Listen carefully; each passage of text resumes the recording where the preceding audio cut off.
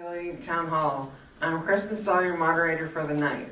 I'm a member of LADD's board level empowerment committee and dedicated to elevating the voices of people with developmental disabilities at LADD in the community. We thank the Season Good Governmental Foundation, our sponsor for the night, and you all for coming. Most of all, we want to thank our elected officials for agreeing to be on the hot seat.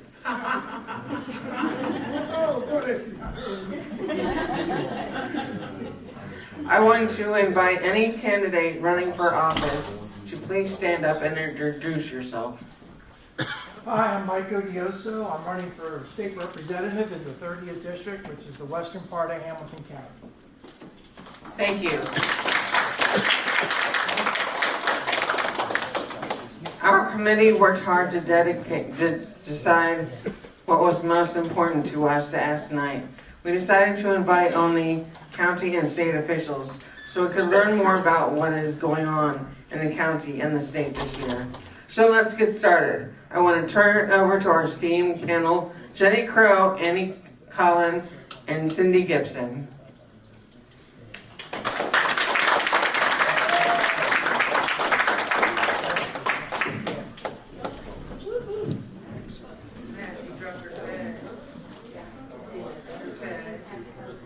Could I have silence, please, so I can get started? Thank you.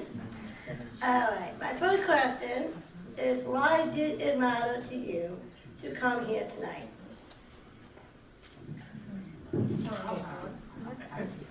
Well, it matters simply because when I was elected to be a member of the House of Representatives, the Senate, City Council, all those areas, I chose those positions because I am seriously concerned about the quality of life of people in general. And anywhere I can be of assistance in addressing those matters and concerns, whether I'm a voice at the State House or a voice locally here in the city, I am open to do that. That's why this matters so very much, because I need to hear from you all exactly what are your concerns. Thank you. My turn. Well, I'm here because I love you folks. Just like a ribbon cutting, just like a graduation, this is the best part of my job. When I get to hear from folks who I know are going to tell me what they want me to hear. And you've been doing that for a few years now. So I'm here because it's important for us to hear from you and make sure that we're not just doing things that don't impact you and you don't realize it. So I just like being here. Thank you for inviting me.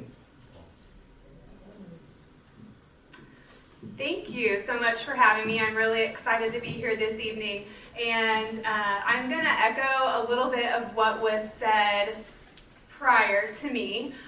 One of the best parts of my job is being out in the community and meeting people that I represent. And so while I'm up here on this panel, I am hopeful tonight that I will learn more about what is important for you all and what I can do for you all as a public servant. So I'm very grateful for this invitation and for being here. Well, you'll probably notice that I'm not Denise Driehaus, but I am her policy director in the office, and I'm happy to be here. She's at a debate tonight, unfortunately, but I think it's important to be at these events in terms of it's important to make public officials accessible.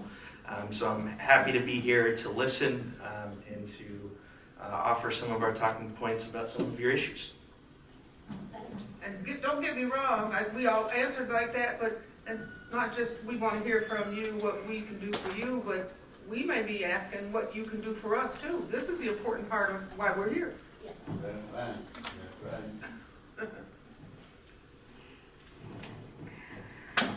How do you use your power as an elected official to encourage employers to hire more people with disabilities? What kinds of policies or rules are needed? Is it okay if I start with that one? Yeah, I think that that is a great question, and we actually have some legislation in the State House right now related to employment and minimum wage. So, you know, an important issue to me and to my colleagues is making sure that there is the same minimum wage for everybody. That some people aren't paid less than the minimum wage for the work that they do. So I think that that's an important one that can be highlighted that's relevant here. Just assuring that there is equity in employment across all levels in the state of Ohio.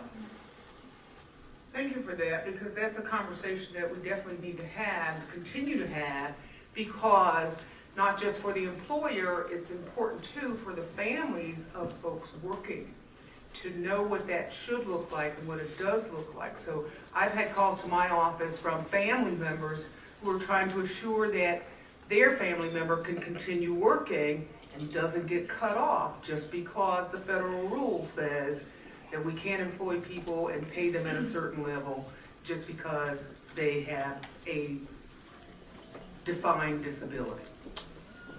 Well, I guess I would answer that in the form of, there are three areas of critical importance to all of us. Access, inclusion, and employment.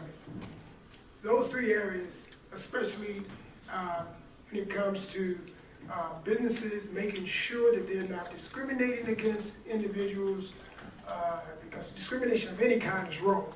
And if you're going to discriminate against someone simply because they are different in whatever way that is, then it's up to us as legislators to make sure that accountability has its place in this arena, especially in employment. We cannot allow that. So that's what we do. When we hear of these kinds of concerns, our job is to make sure that that's corrected and hold those accountable that choose to go in that direction. Now, I'll just add from the county level, as you all know, there's an important election that's coming up, and part of that ballot is the Developmental Disability Services Levy, which is on this November, which provides funding for programs for workforce training and what have you. And so it's important, at least from our perspective, that the voters continue to support that initiative so that we can continue to do our work to provide those supports when it comes to workforce training and what have you.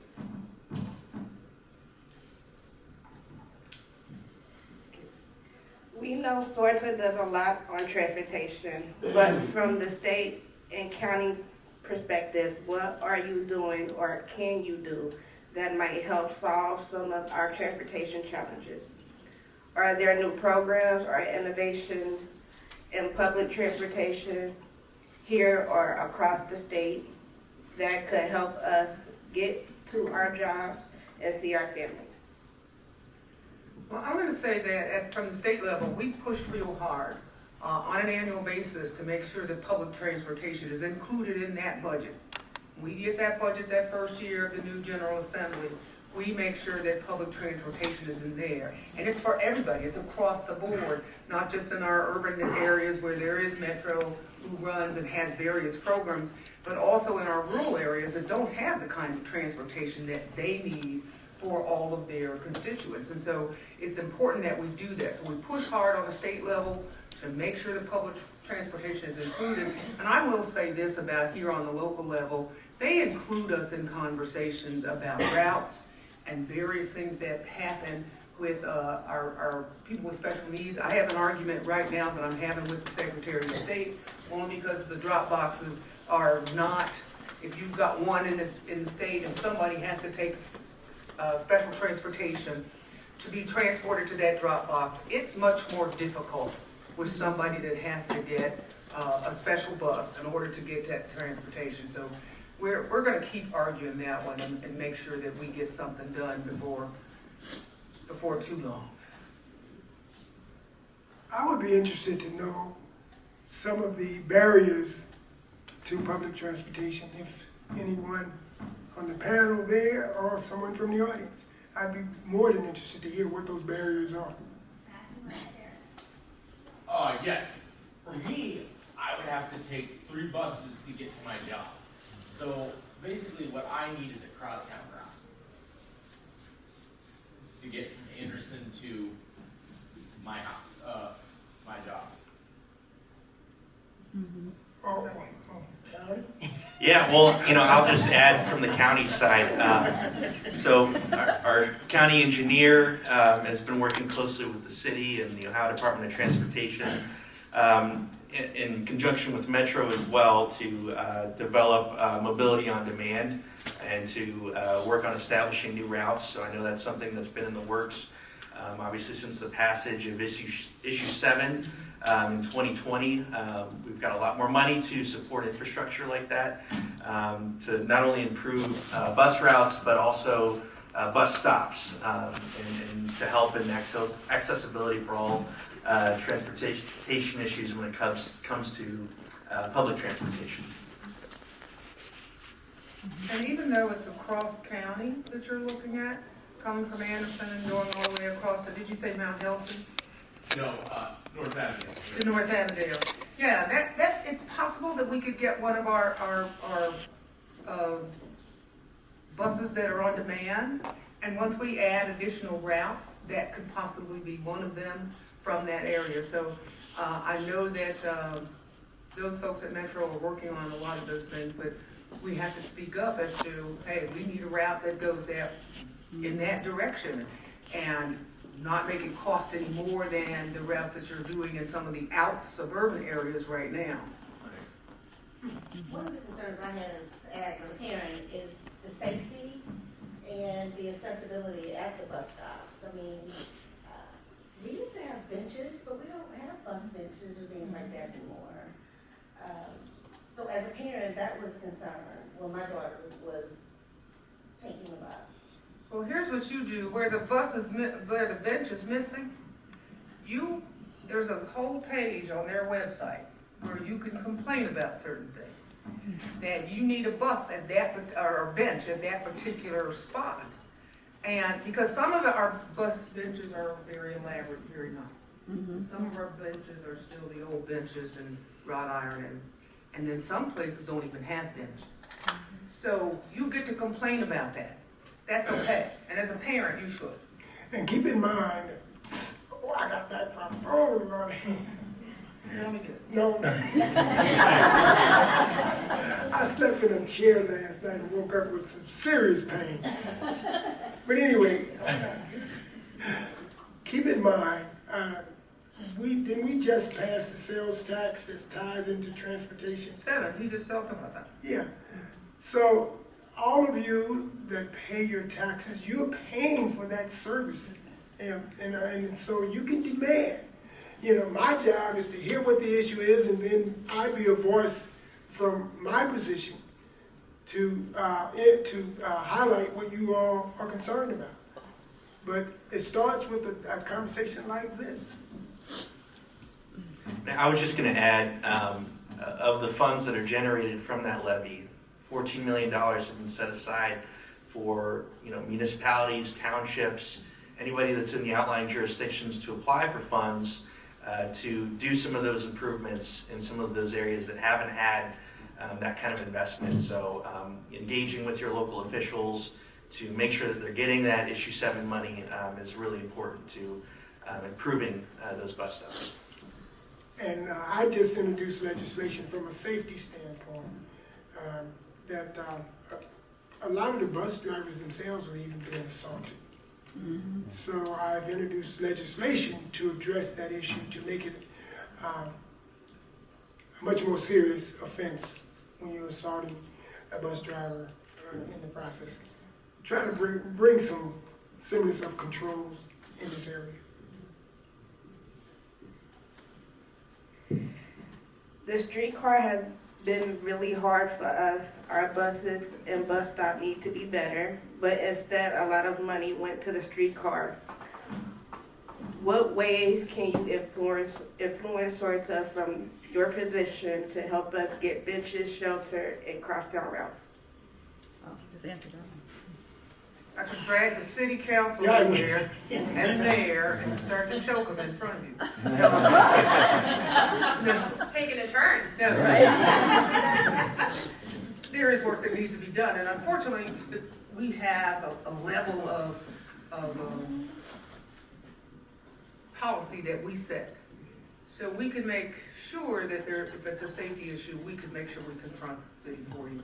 But a lot of those decisions are made with SOAR board, Metro, the county, and the city.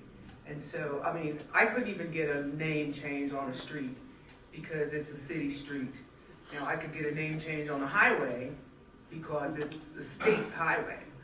But those are things that we try to stay in our place. But you are absolutely right. If we need those things, then I expect that you, along with the assistance of your board members that are here and the administration, to even come to Columbus when there's time to talk about those things. And they do have days, and not just days, but you can always write letters and say what's happening here, because things have been resolved that way. And let me go back in time a little bit. When I was on city council, people would come down, individuals would come up to the mic during the public speaking portion and express their concerns. And the members would listen and say, okay, who's next? And that person would leave. The only time I saw serious attention and impact on any issue was when one person would speak, but there are a whole group behind that person, supporting whatever that issue is. If this group right here came down to City Hall and said, we got a problem with busing, or whatever the case may be, I guarantee you, especially during an election year when council is running for re-election, if this group showed up and said, we want benches at all our bus stops, I guarantee you'll get it. Simply because they see the numbers, and every one of you in here represent at least 10 additional votes, just in the people that you know. That's how you get things done. I wasn't supposed to tell y'all, but that's how That's okay, we appreciate it. Well, just to reiterate, I mean, again, a quarter of that issue 7 money has been dedicated towards improving that infrastructure that you're talking about. So just ensuring that, if there's specific routes that do need those improvements, that we're engaging with those officials on the local level to identify, hey, this is a problem area for us, and we make sure that this gets addressed as a part of the plan. $14 million a year to improve those kind of needs. It's our hope that a lot of the issues that have gone unaddressed for a while will finally start getting fixed when it comes to infrastructure. And I think that, having said that it's the consciousness of the persons who have those dollars to be able to say that it's important. So hearing from you would keep it in their face. But it's important for that to be done, because right now they have the Riverway are making sure that there are on and off ramps for persons with disabilities who have chairs that will be able to get in and also go paddling and canoeing and access those spaces, which they weren't able to do for a very long time, but that's being done now. And as they collaborate and work together, then I think that it's important to get that done too, with where we are with our metro bus routes. I think a common thread throughout several of the answers to the questions thus far, and with what everybody has said, is that it is so important to engage civically and to get out there and vote and elect people that will represent you in the ways that you want to be represented, and not just voting, but showing up. So you all are already engaging civically because you've invited us all here. So, it's clear that you understand the need to be engaged and part of the process. Just keep that up. It's amazing. And we are all here to serve you. We work for you. Very good. The next question. is what can we do to ensure sidewalks and restaurants and stairs are all accessible throughout the country and Ohio, especially in areas where buildings are older. The older buildings are going to be more of an issue, because they will have to take more dollars to make sure that they are ADA accessible, but they should be in compliance. And the bad part about it, I guess, is that right now, there are still allowances that will not force an older building to retrofit to ADA compliant because it is not feasible. So we have to see how we can get some design people in or somebody else that's very creative and see how we can get around that inaccessibility and then just go, oh well. We shouldn't be able to do that. So that will be difficult, but I think that there are lots of things now that are going on with the newer buildings that we shouldn't have that issue as far as compliance and accessibility anywhere. I would just add, we have a grant program called the Community Revitalization Grant Program. Most recently, the city of Sharonville applied for funding from this grant program to expand their small business facade program. And they're using some of those funds to support small businesses in restaurants and stores and what have you to make some of those accessibility improvements. So would love to see more communities engage those dollars like that. Those are ways at least the county can be helpful. So we appreciate the question. And you know, let me throw this out there too. When I was on city council, you know, there are so many different areas of disabilities. The blind, for example. And they came in my office and they just wanted to introduce themselves, and they informed me that they were going to do a walk from Fountain Square to City Hall. And they wanted to know if I would walk with them. I said, sure, I'd be more than glad to. So when I was on the square, everybody was getting ready to start walking. And I said, I want somebody to tie, I took my tie off and tied it around my eyes because I wanted to feel what they were feeling. And so as I began to walk, you talking about stepping like I'm scared I almost walk off a cliff or something, the way I was walking. But they were laughing at me. So my point is that when we put ourselves in the shoes of other individuals, then we live as they live. And they I don't know. I guess it's we overcome whatever those barriers are. And this is why it's so critically important that I know what the barriers are. One last thing. There were some individuals that were hearing impaired. I did not know until they told me that when you start going to hybrid cars and electric cars, when they're standing at the sidewalk waiting for the light to change, they listen for the vehicles to pull off because the engine revs up. Well, a hybrid or electric vehicle, you can't even hear it. So we have to be mindful of those kinds of changes, and the legislators have to make the legislative changes to correct those problems.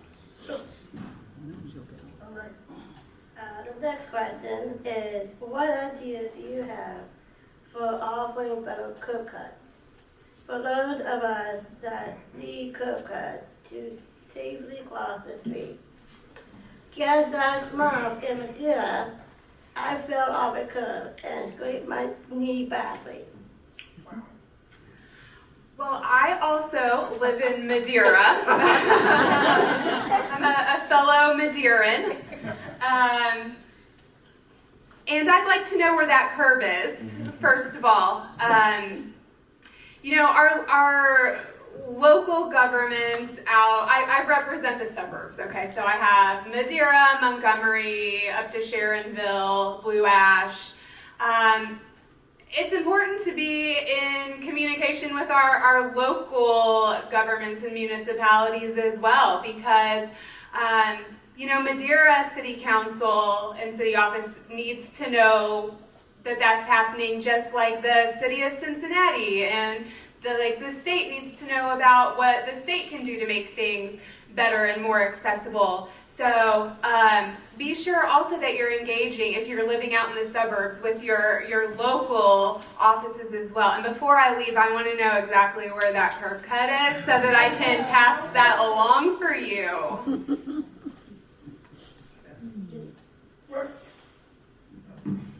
Again, Go ahead, Representative. well, that's where, see, you all represent a strong collective voting bloc. So if Madeira City Council and you all showed up saying, we need curb cuts, we got this, that's how you get that done. Just show up and make your voices heard, and I guarantee it'll happen. Well, your first line of defense, though, is to make sure you get back to your municipality, back to who's making those decisions within that area, because they have opportunity. I just watched a lot of it. Madeira was one of them, and I forget what their project was. But every year, those grants that you talked about earlier, then they come out, they are built on projects, and they get the money based on those projects that they design. So if you say back to that Madeira Council, to those folks, hey, we need curb cuts. So the next time there's a grant that you go out and apply for, make sure that's included as part of what work needs to be done. So there's an opportunity there, because that's what those monies are for. They scared me at first because I thought they were not going to spend them, but I've seen a lot of projects that have come back from Wyoming to Madeira to Silverton to Deer Park. A lot of them have some very good ideas, and that would be perfect to be included in what Madeira does next. I think a really great example, you might be thinking of the McDonald Commons Park as one of the projects, but just recently we had a grand opening for our McDonald Commons Park, and some money came to the project from the state. Well, the park opened, and the city, I think, did their best as far as accessibility goes, but it was brought to the city's attention that some of the park tables were not as accessible for our residents who need assistive devices for mobility. And so, if you know anything about Madeira, there's a strong social media presence, and when somebody brings something to the attention of others in the city, we kind of rally behind that. So it quickly came to City Council that there were some issues related to the accessibility of those tables, and they got in there pretty fast and made sure that those tables could be accessed by all of our neighbors, including people who use mobility devices. So I really am confident that most city officials take feedback to heart and want to make places inviting and open and accessible to all the neighbors that live there. I would just add to that. I know Senator Ingram talked about this, but if Madeira or any other community needs help and needs some grant money, encourage them to apply for some of the county programs that we have, where we can be supportive in some of those ways. So it's just being able to use your voice with those local jurisdictions is so important, and we can hopefully be helpful getting that money to those communities to do those kind of projects. You can always ask at the state level. We have the capital budget. The capital budget is done the second year of the General Assembly. The first year, the general revenue budget is done, operational budget is done. In the second year, we do the capital budget. And the capital budget includes projects from various municipalities. We do it for Hamilton County. And included in there, and that's where the park money was. Part of that park money came from the capital budget. But on top of those other grant dollars that are there at the county. So you just get in wherever you can get in. Just keep on talking about, we need this done. And so when you ask for those projects, make sure that we're included in that conversation. And I do remember, we all supported, I think LADD benefited in the past capital budget. Yeah, we pushed for support.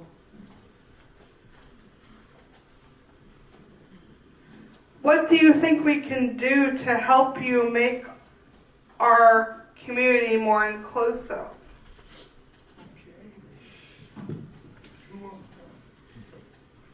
I think continuing to do events like this and also engaging on a regular basis with elected officials by letting them know what would make you feel more included is a good first step. So I know that I love to hear from constituents. I love emails, letters, but really all of the onus should not be on you all to tell us.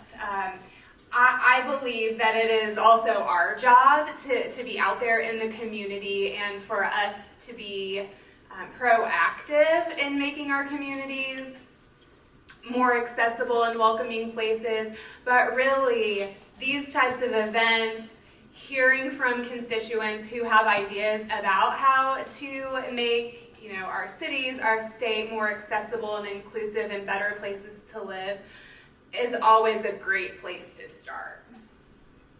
And I think awareness is so critical. Education, I rely on you all to educate me on what the needs are. I can always try to come up with my own ideas, but you all are the boots on the ground. You all are the ones that are experiencing exactly what those needs are. So I always try to establish a partnership relationship between my office and individuals that may choose to want to reach out.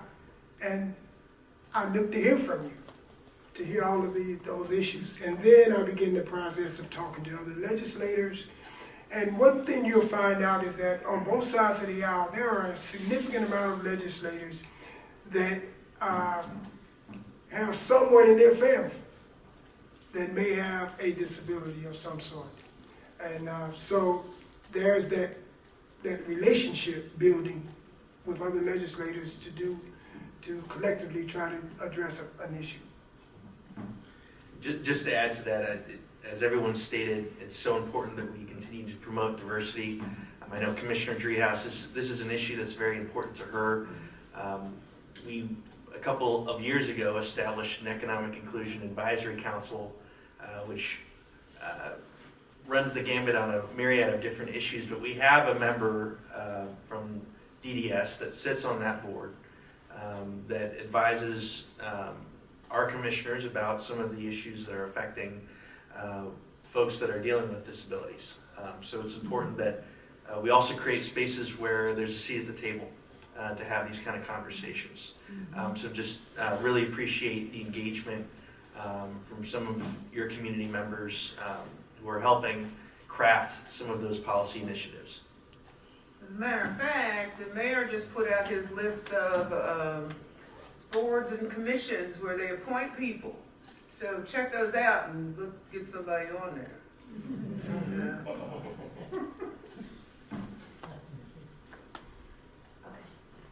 The next question is for the Ohio officers. I really love my DAP. Thank you for supporting our, sorry. For our officers, I really love my DNPs. Thank you for supporting our workforce. We know you give them a big raise. When you value them, you value us. We got in a pretty big hole for wages, like really big. Now that we have caught up with wages, how do we keep from going back into a wage hole and making everyone have to find new jobs and second and third jobs? Well, that's a toughie. Mainly because you just pointed out we just kind of caught up. And so what happens when that happens is everybody goes, hey, we gave you all that money, look where we are, we're good. And then next year, you get a smidgen. The year after that, you get a smidgen. And then you're right where you were 5 years from now when everything else is going up. And despite the fact that inflation may not be at a rate that's considerably high, it still goes up. So I think that we have to allow reimbursements from Medicaid and things like that to be different and to be inclusive as to what that looks like, so that at different levels, those employees are valued to the point where they're being paid a commensurate salary with the work that they do. So it's going to be tough, because it was like pulling my teeth to get certain dollars increased over the years in the last budget.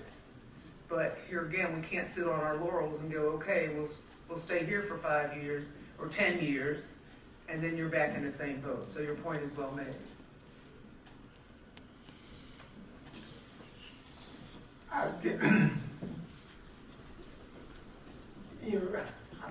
I missed a portion of your question because I was doing something else. But here's the thing. I remember a while back talking to some other folks who were involved in the LADD, and we were talking about how we can make sure that individuals that are working, that they're getting adequate compensation for the work that they do. And the reality is that individuals were doing the same work, but they were not getting the compensation equally. And that had to stop. If you and I are doing the same job, and you may be doing it better than me, the pay should be equal. I don't care which way you spend it. And so we have to make sure as legislators that that is not happening, where individuals are being taken advantage of simply because they may have a disability. And all of us on this dais would fight vigorously to make sure that that doesn't happen, if we know it's happening. That's where the awareness comes in. Okay.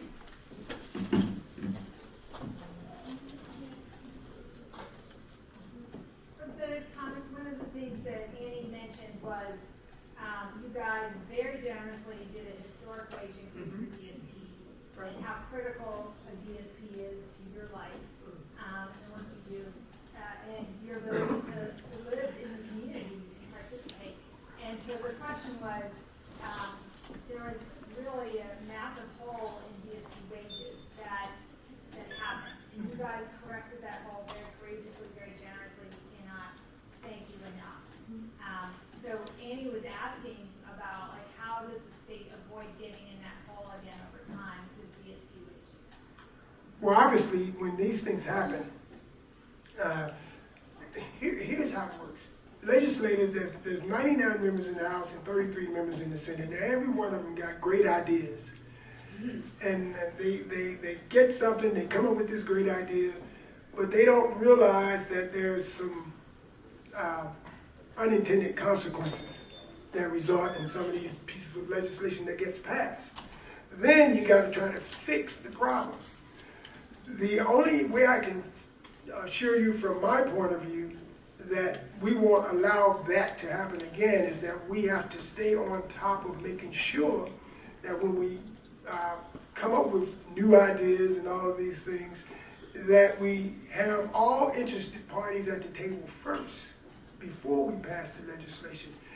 Had we done whatever caused this problem, I can almost assure you that it was caused simply because somebody had an idea and they passed it without having those interested parties meetings to see how it would have the impact outside of what they're intended to accomplish. And we could have avoided that. So that's it. I think what happened is we were trying to save some money. And unfortunately, in doing that, they do things like, well, we don't have to increase the wages here.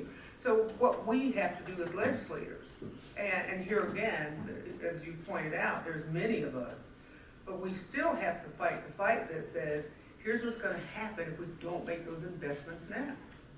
You're having to spend more dollars to train new people once there's turnover, and even at that, when we continue to gap again, those people can leave and go work down the street at Wendy's and make more or as much, and it doesn't make sense. So it's not just when somebody passes ideas. The notion that, as I indicated before, was that, okay, we're done, we're good, hey, look what we did, and then you go away. No, in the next budget, come January, February, when the governor gives us his budget, we need to be looking, hey, what's in there? And that's where the fight comes in. Yeah, it can, there's value in being a squeaky wheel. You know, Representative Thomas talked about how we all have our pet projects, right? Like, we all have our own interests and projects, and there are so many projects out there that it can be easy to forget about, you know, some of these other things that are going on. And so really being proactive and out there and having a voice and saying, this is important to us. This is, you know, what we need from you so that we can't forget. And so, you know, being proactive so that we see you when those decisions are being made. And it's important for LADD, and I'm sure the LADD does have it because they've been in my office, is to have advocates on behalf of the entire group. And those advocates can come in and inform us of things, even if there's a bill that's being introduced, but it's not passed yet. Well, someone from some LADD will come into my office and say, Representative Thomas, have you seen this? And I said, no, what? Then they'll lay it out and say, here's what this can cause, da da da da da. Well, then I get with my colleagues and say, hey, have we looked at this? So we need that collaboration. And I can't get to everybody in here, but I sure can get to the liaison that's speaking on behalf of LADD. And that's critical.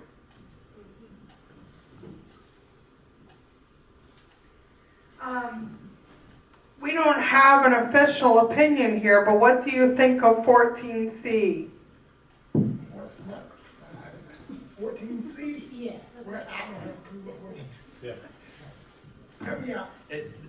Does that refer to sub-minimum wage? Yeah. I mean, I will speak for Commissioner Driehaus. She's totally against it. You know, she has said, I think at the same forum last year, that everybody deserves to be paid the same. And we shouldn't have a sub-minimum wage in this country. Right. But you are going to have people that would argue differently.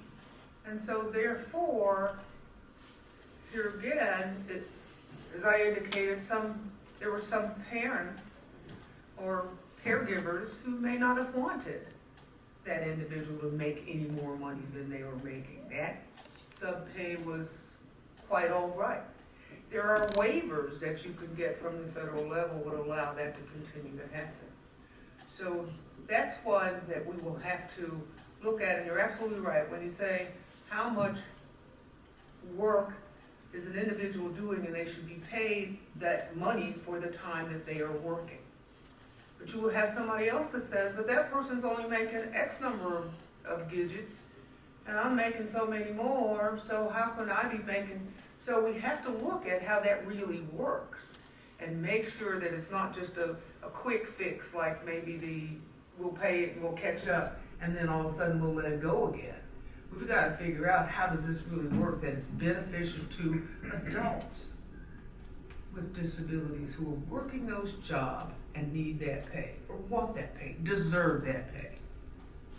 And so I think there's a lot more work for us to do, because believe it or not, there are people who argue against that money being paid. I am against a sub-minimum wage currently in the House. It's House Bill 427 that discusses the sub-minimum wage, and I talked about civic engagement. That seems to be my theme here, talking about making your voice heard and being engaged in the process. So I would encourage you, whether you are for or against House Bill 427, to reach out to your legislators. We don't want them to come if they're against. Well, trying to be nonpartisan here. That was my attempt. As I said, I am against a sub-minimum wage. So if you are against sub-minimum wage or want to have your voice heard either way, I would encourage you to reach out to your legislators, to find out who your state representative is, to write them an email. You can also participate in the process beyond that by providing testimony. I believe, has this bill received a hearing yet, Rep. Thomas? I don't, okay. So, you know, when the committee where this bill is placed is having its hearings, you can come up there and speak, or you can provide written testimony. So writing a letter and sending it in and saying, I am against this and this is why. And this is for any piece of legislation that you are for or against. Writing in and saying, I support this because, or I don't support this because. And one of the things that I know that I like to hear is about people's lived experience. We got a lot of experts, or sometimes people who think that they're experts up there, but lived experience is just as important as some of this information provided by experts. And so I would encourage you to make your voices heard. Right. Now, and when I said that we don't want them to come, so you don't want people testifying against that bill. Right. So it's against the bill, not against the minimum wage. You don't want, because the bill upholds that there should not be a disparity in those wages. So you don't want them to argue against it. I'm sorry, I'm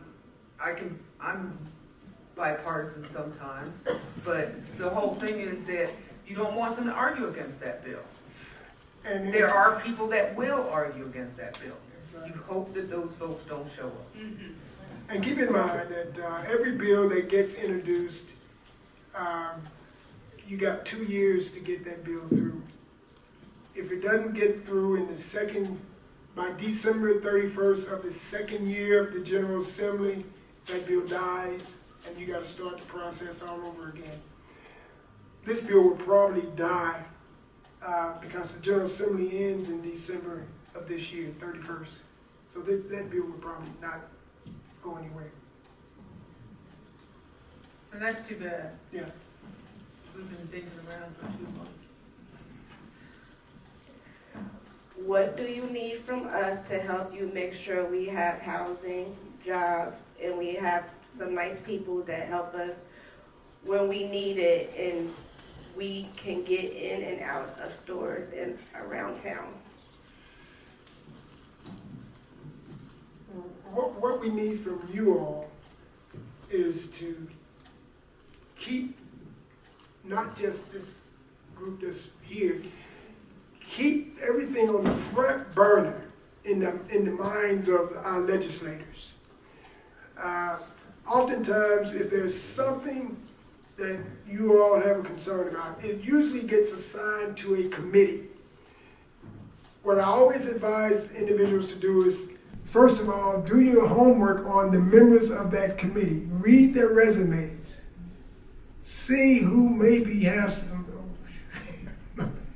back home. See who may have some, somewhat of some sympathy. Who may have, in other words, when you read those resumes of the legislators, you're going to probably find out a lot about that individual. And you may find out that individual worked for XYZ disability organization. You never know. And then you count. You got to have at least, if it's usually 12 members on a committee, you got to have a majority. So you start looking for numbers. You start looking for how many of those members can I get to support this piece of legislation, and based on their resumes, you can probably focus on that. And once you've done that, what you do is keep us all aware of what the issue is. Don't let it go down and be quiet. Keep it on the front burner. What I want you to do, go ahead. No, but you're gonna probably say something smarter than that. Well, all I was going to add when it comes to some exciting news, I guess, coming up this Tuesday, we're having a press conference in partnership with LADD, $4 million that we set aside for disability housing. We are super excited about that.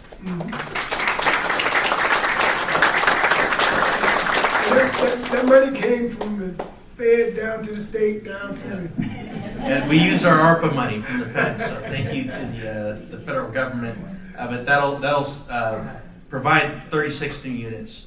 And of course, I know there's some question too. How do we make sure that we keep rental prices down and what have you? We need to keep building, and as much as we can. We know that there is a significant shortage across all levels of housing in our county, in our region. So continuing to get some financing, hopefully from the state and hopefully from other places, to continue to chip away at that number of units that we need to continue to build. See, I told you were gonna be smarter than me. Because all I really was gonna say is make sure you stay in the fold. What I asked you to do, stay in the fold. What I mean by that is make sure that an organization like LADD is doing that work. And those folks care about what happens to you. So you have a huge advocate there in the organization to be able to say, hey, we need this help. Somebody has to fight that for us. Because some of you folks already know as individuals how hard that is. To call somebody and you're making phone calls and you want this done and that done, and I can't, my retirement, they're gonna cut off my medication if I do. So those are all things that really need to be addressed. But if you're under the umbrella of an organization like LADD, I do believe that all of that can be much less painful, and we'll get that work done. And keep in mind also, there's three organizations, I shouldn't say organization, but there's three areas that usually get total bipartisan support. That's issues involving seniors, issues involving children, and issues involving individuals with disabilities. The governor and many of our legislators are very supportive of efforts in these areas. We just need to know what the needs are, and then you need a partner in one of us to drive that issue forward in the legislature. And usually it'll either end up in one of the budgets, whether it's the capital budget or the operating budget.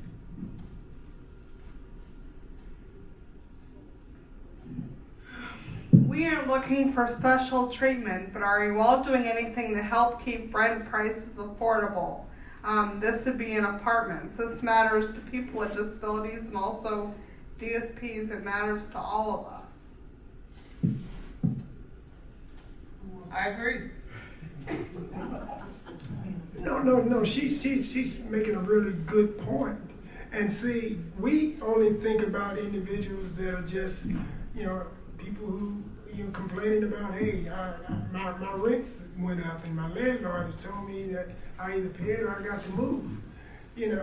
But when these things start to happen, there are a whole significant amount of people that are impacted. Obviously, people with disabilities, and so we have to be, as legislators, mindful of all of that. Housing there's a need for housing. I don't care whether wherever you are, there's a need for housing. And how do we make sure that we work with our local, state, and federal authorities to try to address the problem? It's just that simple. Yeah, just to add to that, we are able to do a lot of great things with our ARPA money. If you look in total, upwards of $30 million that we helped set aside to support a fund with the Cincinnati Development Fund, in conjunction with the city, in conjunction with private organizations to start pushing and developing more housing. We've known for a while that there's a great need in this community. So as we continue to build, we continue to create competition in the market by building those units. We hope that we can stabilize some of those rising housing costs. And then for state officials, how can we start a program covered by the waiver that could pay DSPs a daily rate to take us on trips to see things outside of Ohio? So let's say you wanted to go to Hawaii, or a way to get a temporary increase in hours for us so we could work with the DSP to go on a simple trip, like say Nashville, like other people do. We are even happy to go in groups, and we all save money for our trips like anyone else. We just need a way to have staff join us. So I'm going to say that any law that is made starts with an idea. Somebody has had an idea and they have gone to a lawmaker. Sometimes lawmakers themselves have their own great ideas, but how it starts is with an idea, and it sounds like you have a great idea. And so I would encourage you to put together a plan for what you would like to see and reach out to your lawmaker and propose it. And honestly, it doesn't even have to just be your representative. You can reach out to other representatives too. But everything starts with an idea and goes from there. And so, getting the buy-in or the ear of a lawmaker, then they draft it into a bill, then it is filed and introduced, and that's when it's heard in committees. There's getting ready to be a new General Assembly that will start in January, and every bill that's introduced is guaranteed at least a first hearing. So I would encourage you, if you have ideas, to flesh those ideas out and maybe work with some people here in government relations to flesh those out a little bit and see what you could come up with and reach out to your legislators. Yeah, it always, the final question is, how much is it gonna cost? Yeah. That's the final question. And I would encourage you, you said there are other states that do this. Look at what their language looks like in their, whatever the bill is that allowed that to happen with the other states. Most of the legislators, that's all they do is see what's written in another state and retrofit it to the state of Ohio. And You have to see how that's done, because there are waivers that are required for that, and those are federal. So there becomes the issue that we need to make sure that we're addressing as to what is it, why can't they travel? It's a matter of being reimbursed, since DSP's going to be reimbursed for that time that they were spending, because technically they are working. And so there becomes the issue as to how those dollars are covered. And so some of those states may be paying those on their own and paying them differently. There's still a way that we have to take a look and see, how's that working? How's that go back up through Medicaid? How's that go back up through the feds for the disabilities? And then go from there. Because I think, I agree with you. I think it doesn't make much sense not to be able to take a trip to Nashville or Indianapolis or Atlanta or wherever, and just a trip for you to be able to take. So that's one we'll have to work on too. It's been around a while. It's almost like the retirement money. It's been around a while.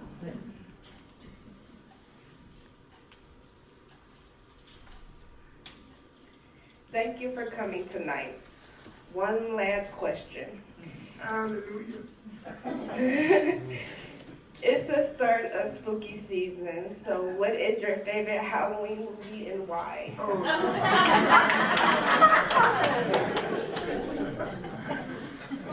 Okay, now when I was in my interview, I was really having a hard time thinking about my favorite movie, and I kind of took a way out. But I've had some time to think about it, Matt, and I'm going to say Hocus Pocus, the first one.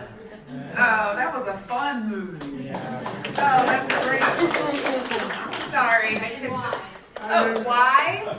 I grew up watching it, I think, with my mom. So it's kind of nostalgic, and it just reminds me of being cozy and, watching a movie all wrapped up in a blanket with some hot chocolate. I got a question. I don't like Halloween. That's not a question. That's a statement.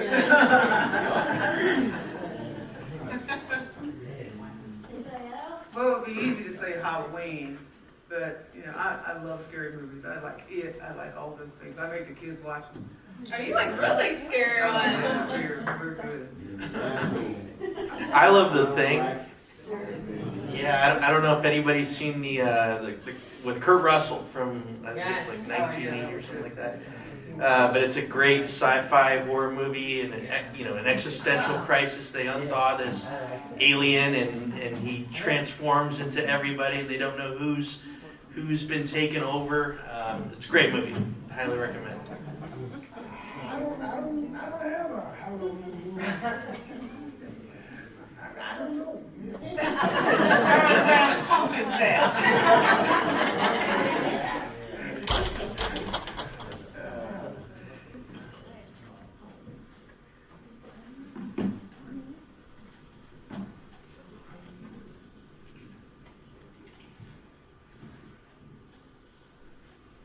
She reminded me of my teacher. Always give me a swap. Because you had it coming, I'm sure. I want to thank our elected officials for participating in our State of Disability Town Hall and discussing issues important to individuals with disability who vote in Hamilton County. I also want to thank everyone attending this evening. Please stand up and give yourselves a big round of applause.